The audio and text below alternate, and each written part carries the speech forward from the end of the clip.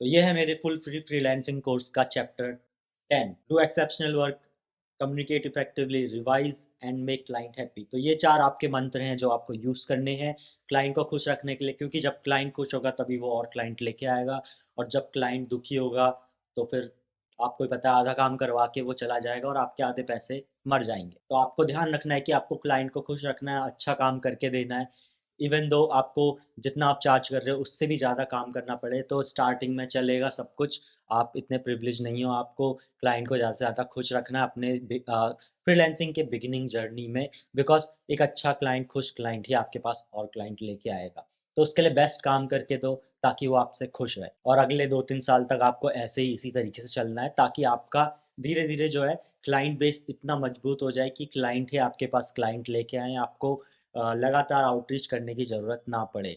तो बहुत से जो बड़े-बड़े फ्रीलांसर होते हैं, स्टार्टिंग में यही करते हैं, अच्छा काम करके देते हैं, ताकि उनके पास क्लाइंट ही क्लाइंट लेके आएँ, उनको क्लाइंट लाने में ज़्यादा मेहनत ना करनी पड़े। और उसके बाद क्या है कि वो आराम से चिल करते हैं और उनके पास काम आता रहता है, उन्हें काम लाने की टेंशन नहीं लेनी पड़ती, उन्हें आउटरीच करना नहीं पड़ता, जो कि मेरे हिसाब से सबसे बोरिंग काम है और आपको भी पता होगा कितना बोरिंग है। और यही सीक्रेट रेसिपी है फ्रीलांसिंग के अंदर सक्सेसफुल होने की, कि आप जितना क्लाइंट को ज़्यादा खुश रखोगे, जितना अच्छा काम करके दोगे, उतना ही आपके पास और क्लाइंट आएँगे, आखिर क्लाइंट ही आपका भगवान है। और अगर दुखी होंगे तो आपका काम वो आधा करवा के चले जाएँगे और फिर आपके पास कभी नहीं आएँगे, ना ही आपको किसी को रिकमेंड करेंगे, और आपका नाम भी मार्केट में खराब होगा। बाकी अगर आप प्रोजेक्ट में कुछ ऐसी चीज़ें जो आप खुद नहीं कर सकते या आपको नहीं आती, तो आप वो किसी और फ्रीलांसर से आउटसोर्स करके काम करवा सकते हैं ताकि क्लाइंट को मिले बेस्ट वर्क पॉसिबल, क्लाइंट को ज़्यादा अच्छे से अच्छा काम मिले।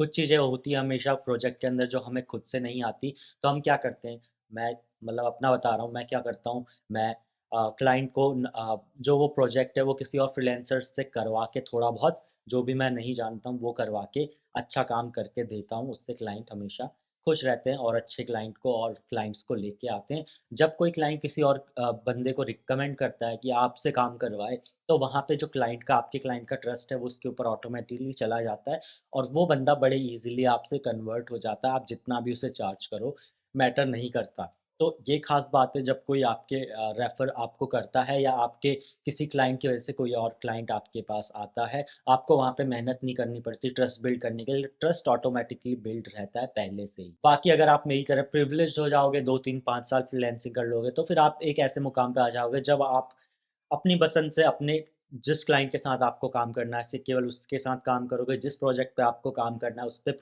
उस प्रोजेक्ट पे काम करोगे। बाकी जितना आपको चार्ज करना है, उतना ही चार्ज करोगे, उससे कम कोई पे करता है तो उसे छोड़ दोगे।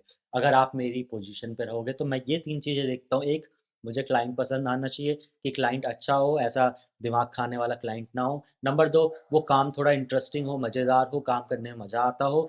नंबर 3, उसमें जो पेमेंट मिल रही है मुझे मेरे हिसाब से मिल रही है। अगर इन तीनों में से कोई चीज़ मैच नहीं करती तो मैं उस प्रोजेक्ट को नहीं लेता, उस क्लाइंट के साथ काम नहीं करता और उस काम को मैं जाने देता हूँ, बिकॉज़ ऐसे काम और सारे आ जाएँगे। अगर तुम हर छोटे-छोटे प्रोजेक्ट को लेने लग जाओगे तो मेबी तुम बड़े प्रोजेक्ट पे को मिस कर दो या ओवरवेल्म हो जाओ, या आप हद से ज़्यादा काम करना शुरू कर दो, जिससे आपको फिर मज़ा नहीं आएगा काम करने में। तो ये प्रिविलेज आपको मिलेगी जब आप 5 साल हो जाओगे, आपको 6 साल हो जाएँगे फ्रीलांसिंग के अंदर। बट स्टार्टिंग में तो एज़ अ बिगिनर आपको ऑलमोस्ट सबका काम करना पड़ेगा और अच्छे से करना पड़ेगा, बहुत अच्छे से करना पड़ेगा। वैसे आज की वीडियो में मेरा ये टॉपिक नहीं था, आज की वीडियो का टॉपिक ये था कि जब आप क्लाइंट का काम कर लो, जो भी है, मैं बिलीव करता हूँ कि आप अच्छा काम करके दोगे, उसके बाद आपको क्या करना है? काम करने के बाद आपको क्लाइंट से क्या-क्या चीज़ें ऐसी हैं जो जिस बात का आपको ध्यान रखना है ताकि क्लाइंट आपके पास और आते रहें। तो आपको क्या ध्यान रखना है, वो है नंबर 1, आपको रेफ़रल माँगना है, नंबर 2 आपको टेस्टिमोनियल माँगना है, नंबर 3 आपको कोई भी और सर्विस उन्हें चिपका देनी है। ऐसा नहीं है कि चिपका देनी है तो मतलब कुछ भी भेज दो। मेरा मतलब है कि जो आप सर्विस प्रोवाइड करते हो उससे रिलेटेड कोई और सर्विस जो आपको पता हो या आप जानते हो या करना जानते हो, या फिर कोई आपके नेटवर्क में फ्रीलांसर है जो उस चीज़ को कर सकता है, तो क्लाइंट दूसरी तरफ क्यों जाए? वो आपसे काम करा चुका है, आपसे वो इंटरेस्टेड है आप में, आपसे आपके ऊपर उसका ट्रस्ट बिल्ड हो चुका है, तो वो आपसे ही वो काम भी करवा लेगा, उसे बाहर क्यों जाने दें, और आपके पास एक एक्स्ट्रा सोर्स ऑफ इनकम भी आ जाएगी। तो वो सब मैं आपको बताऊँगा अब आगे चल के। तो सबसे पहले जब क्लाइंट के साथ आपका काम खत्म हो जाए तो आपको क्या करना है, क्लाइंट से एक वीडियो टेस्टिमोनियल माँगना है। लोग रिटन टेस्टिमोनियल माँगते हैं बट रिटन टेस्टिमोनियल का कोई ऐसा क्रेडिबिलिटी नहीं है, क्योंकि लिख के तो कोई भी कुछ भी डाल सकता है, जैसे आप भी डाल सकते हो, मैं भी डाल सकता हूँ। तो रिटन टेस्टिमोनियल का ऐसा कुछ यूज़ नहीं है। तो आपको क्या करना है, क्लाइंट से बोलना है कि अगर आपको मेरा काम पसंद आए तो can you give me a 1 to 2 minute video testimonial. तो क्लाइंट क्या करेगा, अपना कैमरा ऑन करेगा और बोलेगा कि हाय मैं ये हूँ, मेरे को ये काम था, तो मैंने इस बंदे के साथ काम करा है, जैसे कि आपका नाम जो भी है, इसके साथ मैंने काम किया और मुझे काम बहुत पसंद आया। मैं हमेशा रिकमेंड करूँगा ये सब काम अगर किसी को करवाना है तो आप डेफ़िनेटली इनसे जाके करवाओ। तो आपको ये चीज़ का ध्यान रखना है कि आपको वीडियो टेस्टिमोनियल माँगना है। वीडियो टेस्टिमोनियल माँग के क्या होता है, जब आपके पास 4-5 वीडियो टेस्टिमोनियल हो जाते हैं, तो अगली बार कोई क्लाइंट आता है, तो उस टेस्टिमोनियल को आप अपने पोर्टफोलियो के अंदर लगा सकते हैं। तो वो देखेगा कि अच्छा और लोगों ने इसके बारे में ये बोला है, तो वो एक तरीके से आपके रिव्यू का काम करता है, तो सामने वाला बड़े ईज़िली कन्वर्ट हो जाएगा।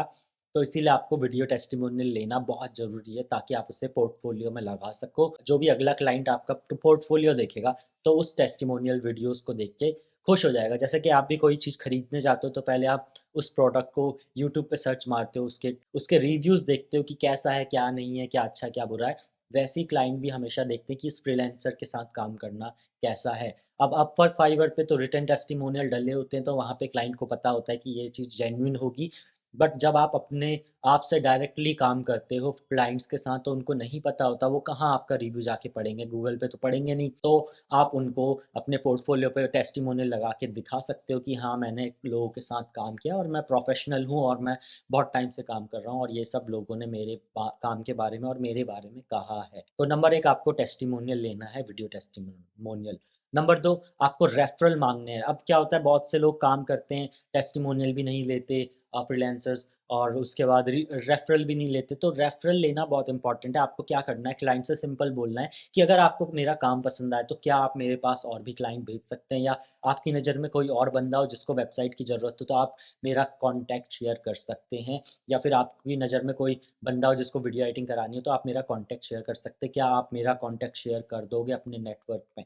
तो उससे क्या होता है कि लोगों को याद नहीं रहता कि क्या बोलते हैं, मुझे इस बंदे को शेयर करना है, इस बंदे को का नेटवर्क, अपने नेटवर्क में इस बंदे का नंबर शेयर करना है। बट जब आप ऐसा बोलते हो, तो क्लाइंट को लगता है कि हाँ यार, ये मेरा अच्छा काम कर रहा है, तो मेरी भी रिस्पॉन्सिबिलिटी है कि मैं इसको प्रमोट करूँ, या इस बंदे की सर्विसेज़ को, अगर मेरे नेटवर्क में कोई किसी को नीड है इसकी सर्विस की, तो मैं वहाँ पे ओपनली इसका नंबर शेयर करूँ। तो जब आप ऐसा बोलते हो तो क्लाइंट के अंदर रहता है, दिमाग में सेट हो जाता है कि अब कभी भी मुझसे कोई पूछेगा कि कोई वेब डिज़ाइनर को जानते हो?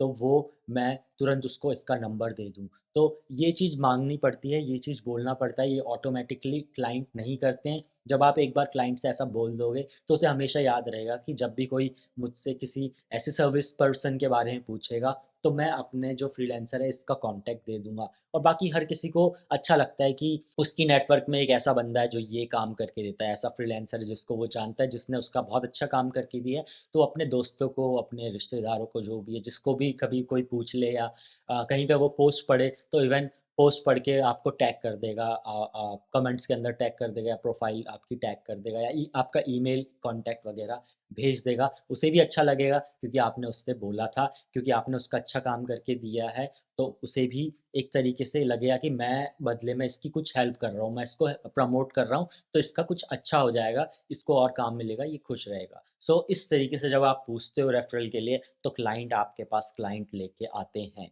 जब आप नहीं पूछते तो उनके दिमाग में रहता ही नहीं है। अब कोई दुकानदार से आप कुछ सामान लेने गए हो, आपने उससे सामान लिया और उसके बाद आपने प्रोडक्ट खरीदा, कुछ भी, उसने आपने पैसे दिए, उसने प्रोडक्ट दिया और आप चले गए, तो आप भूल जाओगे। बट अगर वो आपसे अच्छे से बात करता है और आपको अच्छे से पूछता है और बोलता है कि अगर आपको मेरा प्रोडक्ट अच्छा लगे तो प्लीज़ अपना फिर से आना, या फिर अपने दोस्तों को भी बताना। ऐसा जब वो बोलता है तो आपको भी अच्छा लगता है और आपको भी अंदर से लगता है कि हाँ, मैं इसके बारे में अपने दोस्तों को बताऊँ, या अपने जान-पहचान में आप उसका प्रोडक्ट वो करूँ, शेयर करूँ कि ऐसा है, अच्छा है, ये है, वो है, जो भी है। तो इसीलिए आपको रेफ़रल माँगना बहुत ज़रूरी होता है। बाकी आपको रिसोर्स सेक्शन में, जो रिसोर्स फ़ाइल है डिस्क्रिप्शन में, उसमें आपको मेरे वीडियो टेस्टिमोनियल की लिंक मिल जाएगी। आप जाके देख सकते हैं कि किस तरह से वीडियो टेस्टिमोनियल होते हैं और आपको क्लाइंट से किस तरीके से बात करनी है कि आपको वीडियो टेस्टिमोनियल दें। अब नंबर 3 आ जाता है कि लेट्स से आप वीडियो एडिटर हो या आप कुछ ऐसी सर्विस प्रोवाइड करते हो जो मंथली काम आती है, लाइक सोशल मीडिया मैनेजमेंट हो गया, एसईओ हो गया, गूगल एड्स हो गया, एसईओ, गूगल एड्स हो गया, फेसबुक ऐड हो गया। तो इसमें क्या होता है, आप मंथली चार्ज करते रहते हो, आप मंथली एक क्लाइंट से हर महीने कमाते रहते हो, तो आपको स्ट्रेस नहीं होता ज़्यादा कि आपको हर महीने क्लाइंट लेके आना है। आपके पास एक कंसिस्टेंट सोर्स ऑफ इनकम रहती है जब तक क्लाइंट आपसे काम करवाता है। बट अगर आप ग्राफिक डिज़ाइनर हो, लोगो डिज़ाइनर हो या फिर आप वेब डिज़ाइनर हो, तो वहाँ पे क्या होता है, वन टाइम प्रोजेक्ट होता है। तो क्लाइंट आता है, आपसे काम कराता है और चला जाता है, क्योंकि उसको वेबसाइट बनानी है। वेबसाइट तो हर महीने कोई बनवाएगा नहीं, तो एक बार बना के चला जाता है। तो इस केस में क्या करना होता है, जहाँ पे आपकी सर्विस वन टाइम होती है, तो आपको कुछ ऐसी चीज़ सेल करनी होती है जिसे हम कहते हैं अपसेल। तो अपसेल में आप क्या सेल कर सकते हो, आप जब उनकी वेबसाइट बना दो, लोगो बना दो या ग्राफिक बना दो, तो आप उनको सेल कर सकते हो एक्स्ट्रा सर्विसेज़ जो उस सर्विस के बाद आती है। तो लेट्स से आप वेबसाइट डिज़ाइनर हो, तो वेबसाइट डिज़ाइनर हो तो आप उसके बाद उसे एसईओ सेल कर सकते हो, गूगल एड्स सेल कर सकते हो, बिकॉज़ वेबसाइट बनवाने के बाद मेबी उसे एड्स रन करने हो या फिर उसे एसईओ करवाना हो। तो यहाँ पे टाइम आ जाता है कि जब आप वेबसाइट बना दो उसकी, तो आप उससे पूछो कि क्या आप इसके बाद कुछ मार्केटिंग करवाओगे या आप एड्स रन करोगे या कैसे आप अपनी वेबसाइट को प्रमोट करोगे, अपनी वेबसाइट पे ट्रैफ़िक लेके आओगे। तो वो बताएगा अगर कोई प्लान होगा उसका एड्स रन करने का या एसईओ करने का। अगर वो आपको बताता है तो बोलो कि मेरा फ्रेंड है, उससे मैं आपका सेटअप करा सकता हूँ। तो वो बोलेगा थैंक यू जो भी है, वो आपसे ही कराएगा अगर वो किसी को नहीं जानता होगा, बिकॉज़ बिकॉज़ ऐसे नॉर्मली लोग नहीं जानते कि वो और कोई फ्रीलांसर को, तो अगर वो आपके पास आए हैं, आपने उन्हें आउटरीच करके ढूँढा है, तो अब आप उससे एक्स्ट्रा सर्विसेज़ के बारे में पूछ सकते हो। तो उसे दूसरी जगह जाना नहीं पड़ेगा, ऑलरेडी उसका आपके ऊपर ट्रस्ट एस्टेब्लिश्ड है, तो वो दूसरा काम भी आपसे ही करा लेगा। तो आप बोल सकते हो कि मैं थोड़ा बहुत जानता हूँ, तो मैं आपका कर सकता हूँ इतने इतने रेट में, या फिर आप ये भी बोल सकते हो कि मैं किसी को जानता हूँ, मैं उसका आपको नंबर शेयर कर सकता हूँ। मेरे पास बहुत सारे नेटवर्क में फ्रीलांसर हैं जो ये सब काम करते हैं। तो आप क्या कर सकते हो, उससे गूगल एड्स का काम या एसईओ का काम ले सकते हो। अभी मार्केट में पता कर लो कि कितना चार्ज करता है, कौन क्या चार्ज करता है, या किसी भी अदर फ्रीलांसर से पूछ लिया वो कितना चार्ज करता है। लेट्स से कोई बोलता है मैं $500 पर मंथ चार्ज करता हूँ। तो आपको क्या करना है, क्लाइंट को बोलना है जाके, जितना भी आप बोल सको, $1000 $2000 आप क्लाइंट को बोल दो कि पर मंथ आपके लगेंगे एसईओ सर्विस के, तो आप क्लाइंट से पेमेंट ले सकते हो और उस फ्रीलांसर से काम करा सकते हो। बाकी बीच का जो पैसा हुआ वो आपका हुआ, आपने फ्रीलांसर को उसका पैसा दे दिया, बीच का पैसा आपका हो गया। तो इस तरीके से आपके पास क्या है, एसईओ सर्विस, गूगल एड्स की सर्विस, ये सारी रिकरिंग सर्विस होती है जो हर महीने क्लाइंट इसके लिए पे करता है। तो आपके पास एक ही क्लाइंट से मल्टीपल इनकम सोर्सेज़ जनरेट होने लग जाएँगे। बाकी इसके अलावा वेब डिज़ाइनर हो तो आप उन्हें वो भी अपसेल कर सकते हो। मेंटेनेंस सेल सर्विस सेल कर सकते हो, लाइक $100 पर मंथ आप मुझे दोगे, तो मैं आपको वेबसाइट आपकी मेंटेन करके रखूँगा, अपडेट करता रहूँगा। उसमें कोई भी छोटे-मोटे काम होंगे वो सारे करके दूँगा। तो आप मेंटेनेंस सर्विस सेल कर सकते हो। बाकी आपको एक और मस्त चीज़ बताता हूँ जिसे हम कहते हैं कस्टमर या जो भी कहो क्लाइंट जर्नी रोड मैप। तो आपको पता होना चाहिए कि आपका क्लाइंट किस लेवल पे है, किस पोज़ीशन पे है। लेट्स से आपके पास कोई क्लाइंट आया है लोगो बनाने के लिए, तो आपने उसका लोगो बनाया, तो लोगो के बाद डेफ़िनेटली उसको ब्रांडिंग चाहिए होगी, उसको वेबसाइट चाहिए होगी, वेबसाइट बनाने के बाद उसको एड्स चाहिए होगा। तो आप क्या कर सकते हो, आप लोगो डिज़ाइनर हो, तो आप लोगो बनाने के बाद उसे वेबसाइट के लिए पिच कर सकते हो, फिर वेबसाइट उसकी बना सकते हो या बनवा सकते हो, फिर एड्स के लिए पिच कर सकते हो, फिर एड्स का काम कर सकते हो। तो आपको अगर पता है कि आपका क्लाइंट जो है जिस स्टेज पे है अपने बिज़नेस के, उस स्टेज का आपने काम तो कर दिया, बाकी उसके आगे-पीछे का भी ध्यान रखना है कि उसके बाद उसको किस चीज़ की ज़रूरत पड़ सकती है और आप वो चीज़ सेल कर सकते हो या किसी और से भी काम करा सकते हो।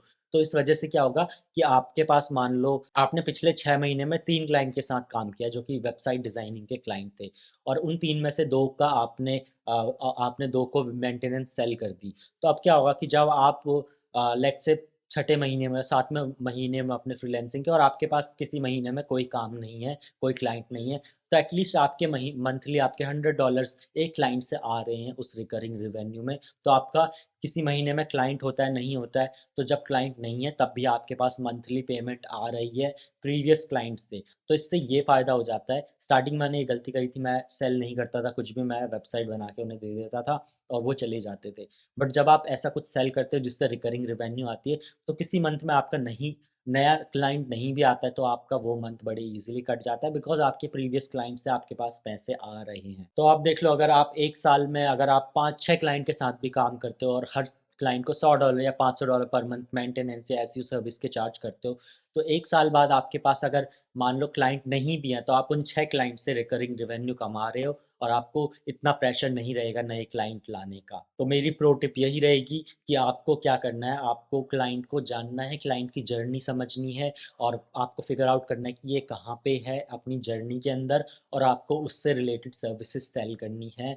अब चाहे आप उसे खुद करो, चाहे आप किसी और से करवाओ, आप अपने नेटवर्क में बहुत सारे फ्रीलांसर्स को रख सकते हो, बातचीत कर सकते हो या फिर मेरा प्रो फ्रीलांसर कम्युनिटी है व्हाट्सएप के ऊपर, उसे भी चेकआउट कर सकते हो, उसे जॉइन कर सकते हो। वहाँ पे 100 प्लस फ्रीलांसर्स हैं, आप आपस में वहाँ पे वर्क शेयर कर सकते हो, जो कि ऑलरेडी लोग करते हैं। तो आप क्या कर सकते हो, आपके पास वेबसाइट का काम आया है और आप वीडियो एडिटर हो, तो आप किसी भी कम्युनिटी में किसी भी बंदे को आप अपना काम आउटसोर्स कर सकते हो और अपना जो भी क्लाइंट से आप चार्ज कर रहे हो, वो चार्ज करके जितना वो उसे चाहिए उसको दे के बाकी का आप कमीशन रख सकते हो। या स्ट्रेट अवे क्या कर सकते हो, क्लाइंट को उसके पास भेज दो, आपको मैनेजमेंट करने की झंझट ही नहीं है, डायरेक्ट क्लाइंट का नंबर उसके पास भेज दो, वो उससे बात करके क्लोज़ कर लेगा और वो जितने में भी क्लोज़ करता है उसका 20% आप अपना रेफरल फ़ीस रख सकते हो। जैसे कि अपवर्क, फाइवर आपका जो भी क्लाइंट लाने का, जो भी क्लाइंट से आप चार्ज करते हो या क्लाइंट लाने का फ़ीस जो है 20% काट लेता है, वैसे ही आप भी उससे 20% पेमेंट ले सकते हो जितने भी में भी वो क्लाइंट को क्लोज़ करा, बिकॉज़ क्लाइंट आप उसके लिए लेके आए हो, तो उसके लिए एक काम खत्म हो गया है, तो उसे बस क्लाइंट को कन्वर्ट करना है और क्लाइंट का काम करना है। तो अब क्या करेगा वो, आपको 20% खुशी-खुशी दे देगा क्योंकि आप उसके लिए क्लाइंट लेके आए हो।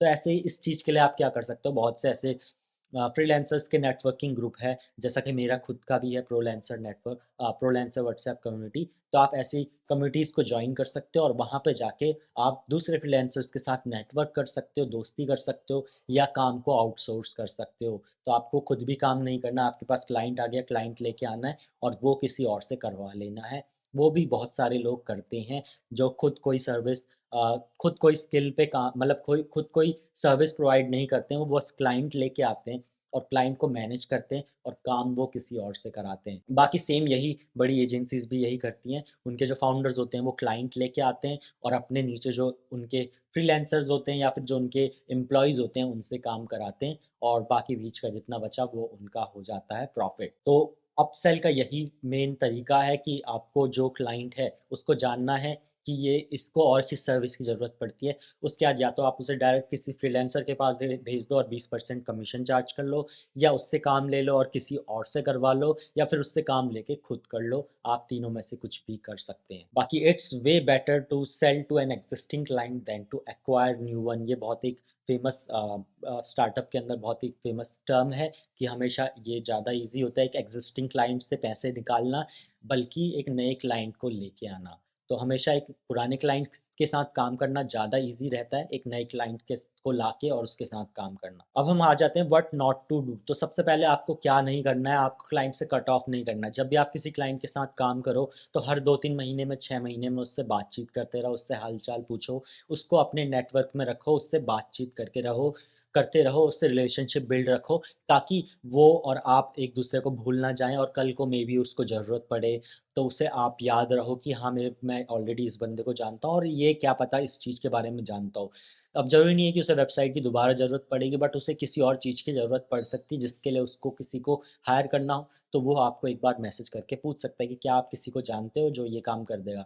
तो वहाँ पे आप खुद भी कर सकते हो या किसी और से भी करा सकते हो। तो इसीलिए क्लाइंट के साथ रिलेशनशिप बिल्ड करके रखना है। हर 3-6 महीने में उससे बातचीत करते रहना, उसके बिज़नेस के बारे में पूछते रहना और कुछ ना कुछ जानते रहना कि कैसा चल रहा है, क्या चल रहा है, कोई और सर्विस की ज़रूरत तो नहीं है। ये सब आपको पता करते रहना है ताकि वो आपको याद रखें। बाकी अगर आप कोई नई सर्विस प्रोवाइड करते हो तो आप उनको बता सकते हो कि हे, मैंने यूट्यूब सर्विस प्रोवाइड करना शुरू किया है, तो अगर आप यूट्यूब चैनल बिल्ड करना चाहते हो तो मैं आपकी हेल्प कर सकता हूँ।